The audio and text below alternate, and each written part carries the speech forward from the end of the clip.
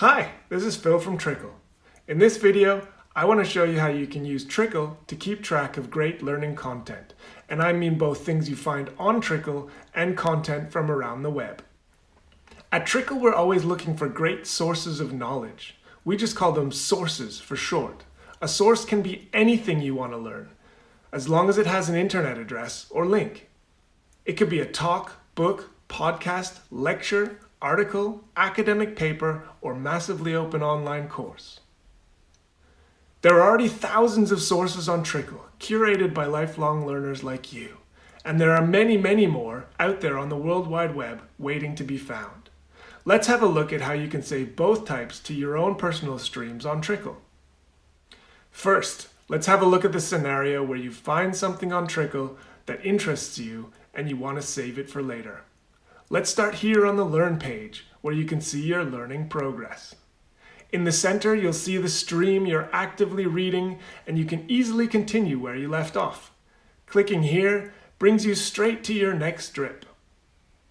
As you're reading, pay special attention to the featured sources that the author has curated for you. If a source is featured, it is probably a great way to deepen your knowledge.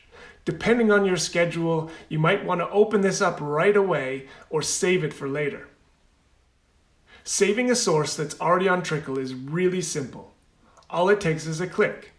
You can easily find it in the My Trickle section. But let's say you've been reading up on another topic independently, and you found a source that you want to save. Adding it to Trickle is easy. Just copy the link from the browser, then click Add Source. All you have to do is paste the link right here. The system does a quick check and confirms that the source is new to Trickle. Click Next. Now you'll see a preview of your source. Check that it's all okay. You can edit the data if anything doesn't look right. And when you're done, click Next again. Now you can choose the stream to store this source in. Remember, a stream is like a container for knowledge. You can use them to keep your sources organized, like a folder. Then you can add a comment to remind yourself what was interesting about this source. Or just leave the field empty. From there you can click Add and you're done.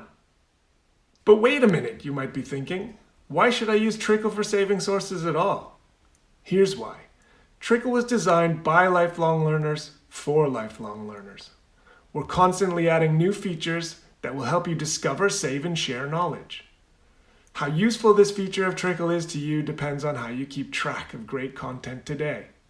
Trickle was designed to help you keep track of things you want to learn and ensure you remember them. You won't know how useful it is until you try. So that's how to add sources on Trickle. If you want to learn more about using Trickle, please check out some of our other videos. I hope you try adding a few sources.